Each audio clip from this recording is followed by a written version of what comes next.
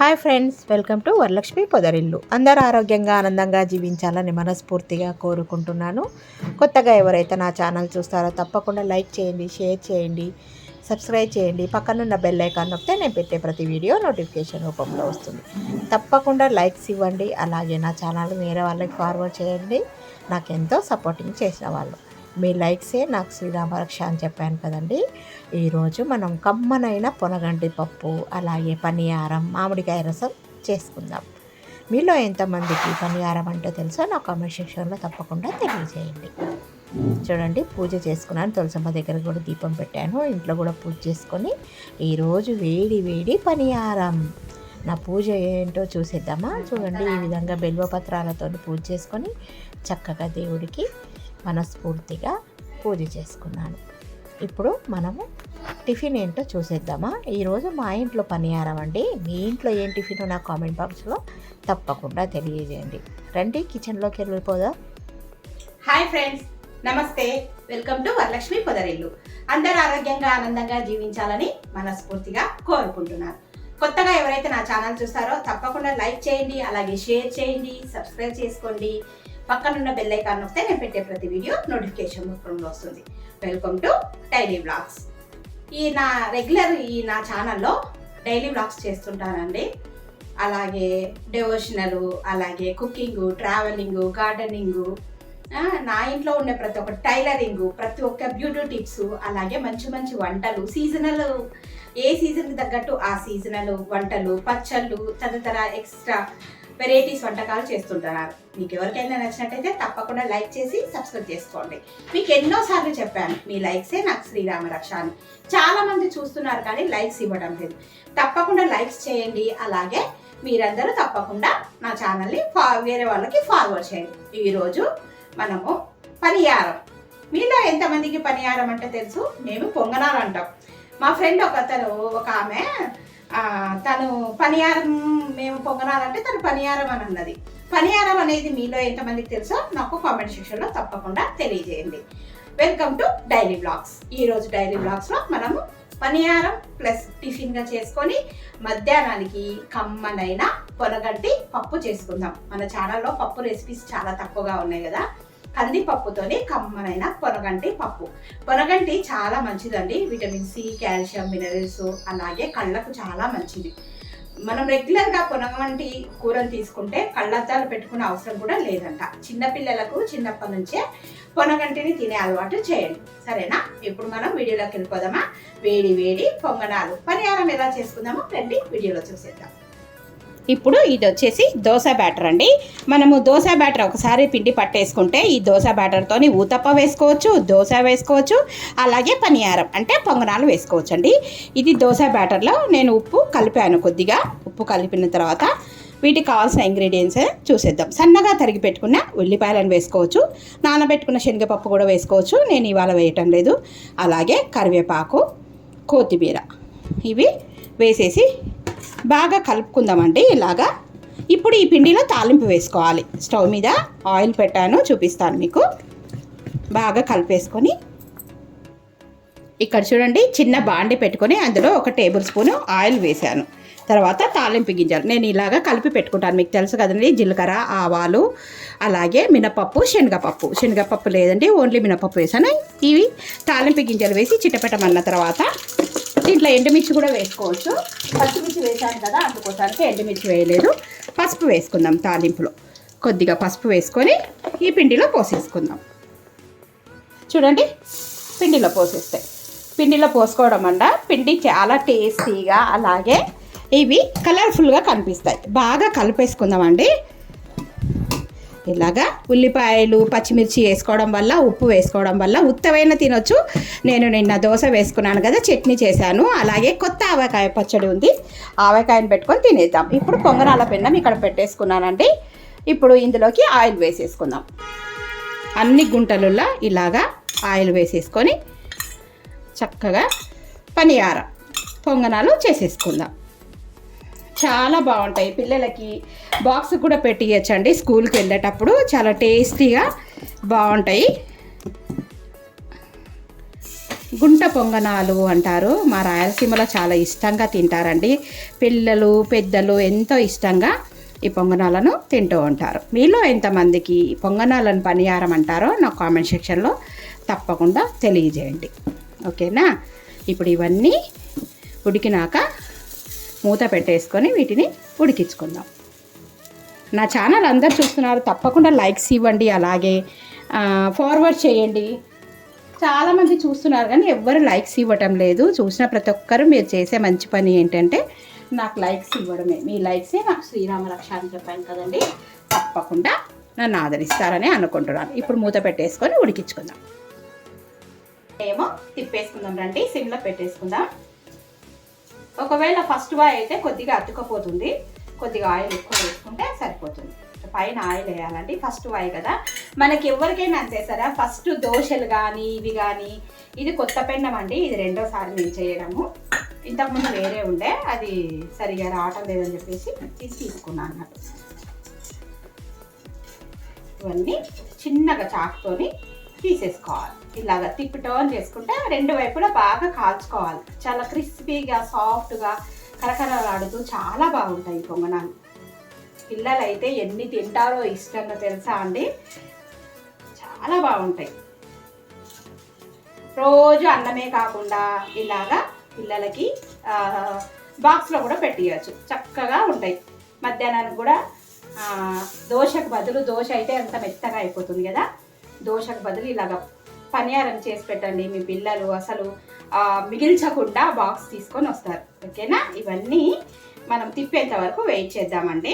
Lengthy అవుతుంది కదా video. మళ్ళీ మనం ఈరోజు పొనగంటి పప్పు చేసుకోవాలి. ఇవన్నీ మీకు చూడండి, వేడి వేడి పొంగనాలు సిద్ధం అయిపోయినాయి కదా, చక్కగా అన్నీ వచ్చేసినాయండి, ఎక్కడ మాడిపోకుండా ఎంత బాగున్నాయి కదా కలర్ఫుల్గా. ఇవన్నీ మనం ఇప్పుడు కాలిన తర్వాత తీసేసుకుందాం. ఇప్పుడు ఇవన్నీ ప్లేట్లో మా బాబుకు వేసేస్తానండి. వావ్, చూడండి ఎంత చక్కగా వేగిపోయినాయి. ఫస్ట్ కొద్దిగా అతుకున్నట్టు వచ్చినాయి కానీ తర్వాత చక్కగా వేగిపోయినాయి. ఏవైనా అంతే కదండి, ఫస్ట్ వాయి అలాగే అవుతుంది. ఎంత బాగుందో కదా, టేస్టీ పనియారం రెడీ. ఇప్పుడు ఇది బాబుకు పెట్టేసి మళ్ళీ ఇంకొక వాయి వేస్తాను. అయిపోయిందండి, ఎంత ఉడకపోస్తుంది, బయట వర్షం పడుతున్నా కూడా. ఇవన్నీ తీసేసుకోండి. చూడండి ఎన్ని అయినాయో. ఇప్పుడు టిఫిన్ చేసిన తర్వాత పొనగంటి పప్పు చేసేసుకున్నాం, కమ్మనైనా పొనగంటి పప్పు. ఇవన్నీ తీసేసుకుందామండి. ఎంతమందికి మీకు తెలుసు పనియారం? చాలా మంది చూస్తున్నారు, ఎందుకండి లైక్స్ చేయడం లేదు? అందరు చూస్తున్నారు, తప్పకుండా నా ఛానల్ని ప్రమోట్ చేయండి ప్లీజ్. నా ఛానల్లో ఎన్నో గంజి వీడియో 1,00,000 వ్యూస్ వచ్చాయి. అలాగే నిమ్మ పొడి చాలా ఆదరించి ఎంకరేజ్ చేశారు. ప్రతి ఒక్కటి ఇలాగే నన్ను ఆదరిస్తారని మనస్ఫూర్తిగా కోరుకుంటున్నాను. రండి ఇప్పుడు మనం టిఫిన్ చేసేద్దాం అండి. ఇది చూడండి బెల్లపావ. నేను పొంగనాల్లోకి బెల్లపావ వేసుకొని తింటున్నాను. అలాగే చూడండి ఎంత టేస్టీగా ఉంది, తేనెలాగా ఎంత బాగుందో. కలుపుతూ ఉంటే నూనె సూపర్గా ఉందండి. వారం రోజులు అవుతుంది మన ఛానల్లో అన్ని రకాల పచ్చళ్ళు పెట్టినా కానీ ఎవ్వరు చూడలేదండి. మళ్ళీ ఒకసారి డిస్క్రిప్షన్లో లింక్ ఇస్తాను, తప్పకుండా చూసి మీరందరు పెట్టుకోండి. ఇప్పుడు మనము పొంగనాలు పెట్టేసుకొని టిఫిన్ చేద్దామండి. ఈరోజు మా ఇంట్లో టిఫిన్ వచ్చేసి పొంగనాలు. మీ ఇంట్లో ఏం టిఫిన్ నా కామెంట్ సెక్షన్లో తప్పకుండా తెలియజేయండి. ఇది మా శ్రీవారికి. మనం పొనగంటి పప్పులో కలుసుకుందాం. ఓకేనా? బాయ్. హాయ్ ఫ్రెండ్స్, ఇప్పుడు మనము పొనగంటి పప్పు చేసుకుందాం. వాటికి కావాల్సిన పదార్థాలు: సన్నగా తరిగి పెట్టుకున్న ఉల్లిపాయలు, టమాటాలు, ఇది కొత్తిమీర, కరివేపాకు, ఫ్రెష్గా కడిగి పెట్టుకున్న పొనగంటి. ఇప్పుడు కుక్కర్లో మనము కందిపప్పు ఫ్రెష్గా కడిగి నానబెట్టుకున్నానండి. దీంట్లోకి ఇప్పుడు పసుపు ఇవన్నీ వేసుకుందాం. చూడండి, పసుపు, ఒక 2 టేబుల్ స్పూన్ల నూనె, అలాగే కొన్ని ఎల్లిపాయలు, అలాగే కొద్దిగా చింతపండు, పొనగంటి ఆకు, ఉల్లిపాయలు, టమాటాలు ఇవన్నీ వేసి మూత పెట్టేసుకుందాం. కారం వేసుకుందామండి, రుచికి తగినంత కారం, రుచికి తగినంత. కుక్కర్లో ఉడికించుకుందాం. కొద్దిగా వాటర్ పోసేసుకుందామండి. మూత పెట్టేసుకొని స్టవ్ మీద పెట్టేసి విజిల్స్ రానిద్దాం. స్టవ్ వెలిగిద్దామండి. స్టవ్ వెలిగించేసి కుక్కర్ పెట్టేద్దాం. విజిల్స్ వస్తే మనకి 3 విజిల్స్ వస్తే చాలు పప్పు అయినట్టు. ఇది చూడండి, నిన్న పచ్చి మామిడికాయలు సంవత్సరం పాటు నిల్వ ఉండేది పులిహోరకు తురిమేయాలండి. వాటితో మిగిలినది మామిడికాయలన్నీ ఉంటాయి కదా గింజలు, అవన్నీ ఇట్లాగా కలిపి పెట్టాను. ఇప్పుడు మామిడికాయ రసం పెడతానండి. చాలామంది చాలా రకాలుగా చేస్తాను. నా స్టైల్ మామిడికాయ రసం చూసేద్దాం. చాలా పుల్లగా ఉంది. ముందుగా మామిడికాయ రసానికి కావాల్సిన పదార్థాలు: 1 టేబుల్ స్పూన్ జీలకర్ర, తర్వాత మిరియాలు, 1 ఎండుమిర్చి, 4 వెల్లుల్లి రెబ్బలు, కరివేపాకు. ఇవన్నీ ఒక చిన్న రోల్ తీసుకొని వేసేసుకుందామండి. ముందుగా ఈ వెల్లుల్లి రెబ్బలు అన్నీ పక్కన పెట్టేసి ఇవన్నీ వేసుకొని రోట్లో కచ్చా పచ్చాగా దంచుకుందాం. మిరియాలు, అలాగే ఎండుమిర్చి, జీలకర్ర ఇవన్నీ దంచేసుకుంటే మనకు మామిడికాయ రసం 2 రోజులైనా ఉంటుందండి. చాలా బాగుంటుంది టేస్ట్గా. మామిడికాయలు ఉడకబెట్టేసైనా చేసుకోవచ్చు, ఇలాగా మామిడికాయ తురుము ఉంటుంది కదా వాటితోనైనా చేసుకోవచ్చు. నాకు ఇంట్లో మామిడికాయ తురుము ఉంది, మీకు చూపిస్తాను చూడండి. ఇదంతా దంచుదాము. ఇప్పుడు వెల్లుల్లి రెబ్బలు వేసేసుకొని దంచేసుకుందాం మెత్తగా కచ్చా పచ్చాగా. ఇప్పుడు దంచడం పూర్తయిపోయిందండి. ఇదంతా తీసి పెట్టుకుందాము. కచ్చా పచ్చగా దంచినంత.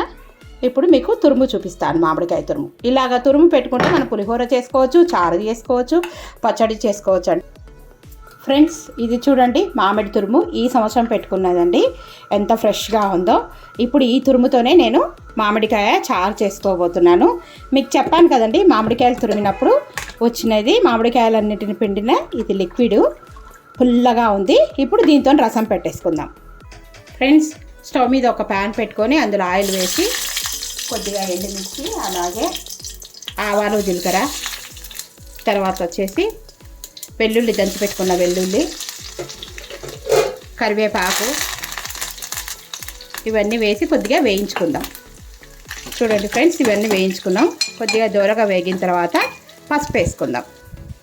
చూడండి, కొద్దిగా పసుపు, తర్వాత ఇప్పుడు మనం దంచి పెట్టుకునేది ఉంది కదా మిరియాలు, జీలకర్ర ఇవన్నీ కూడా కొద్దిగా పచ్చి వాసన వరకు వేయించుకున్న తర్వాత ఇంతకుముందు మామిడి పండు రసం పోసేసుకుందాం. ఇంకా కొద్దిగా వాటర్ పడతాయండి, వేసుకుందాం.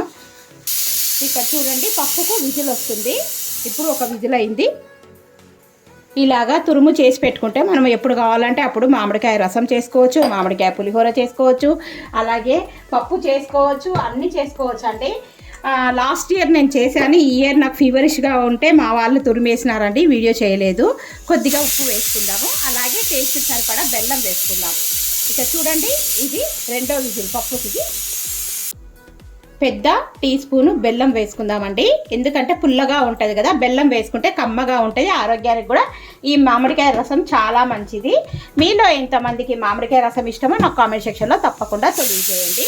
చూడండి, ఇంకొక విజిల్ వచ్చేసింది. ఇప్పటికి 3 విజిల్ అయినాయి. మనకు పప్పు రెడీ అయినట్టే.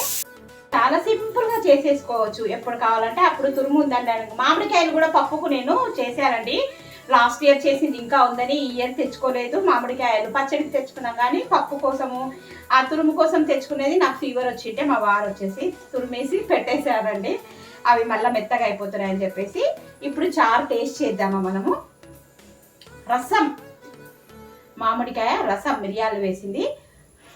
ఇది పల్చగానే ఉండాలి, నీళ్ళగానే ఉంటేనే కమ్మగా ఉంటుంది. ఈరోజు పొనగంటి పప్పు మామిడికాయ రసం.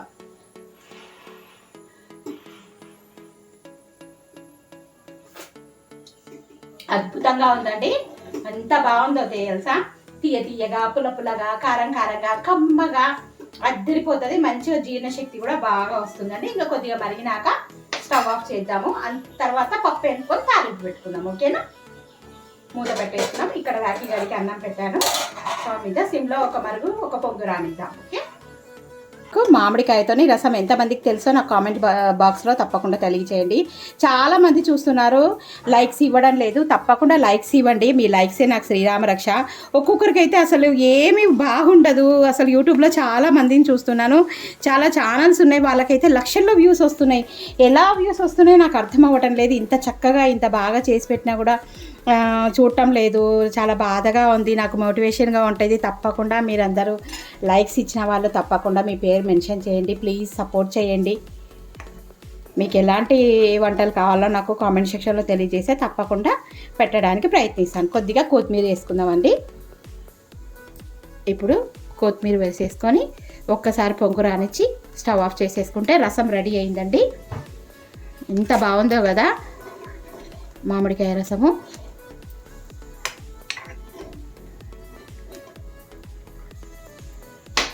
స్టవ్ ఆఫ్ చేస్తున్నానండి. సూపర్. మూత పెట్టేసుకొని గిన్నెలో సర్వ్. ఇప్పుడు విజిల్ అయిపోయింది. వేడి, వావ్ చూడండి వేడి వేడిగా ఉంది. పప్పు ఉడికిపోయింది. పొనగంటి పప్పు. కొద్దిగా ఉప్పు వేసి రుచికి తగినంత మెదుపుకుందామండి. ఈ పప్పు గుత్తుతోని ఇలాగా మెదుపుకుంటే ఫస్ట్ ఆకును పైన ఉన్న ఆకు టొమాటోలను ఈ విధంగా మెదుపుకుందాం. తర్వాత మనము ఎల్లిపాయలు ఇవన్నీ వేసాం కదా, ఆకు మెదగాలి. పైన ఫస్ట్ ఆకును మెదిపేసుకొని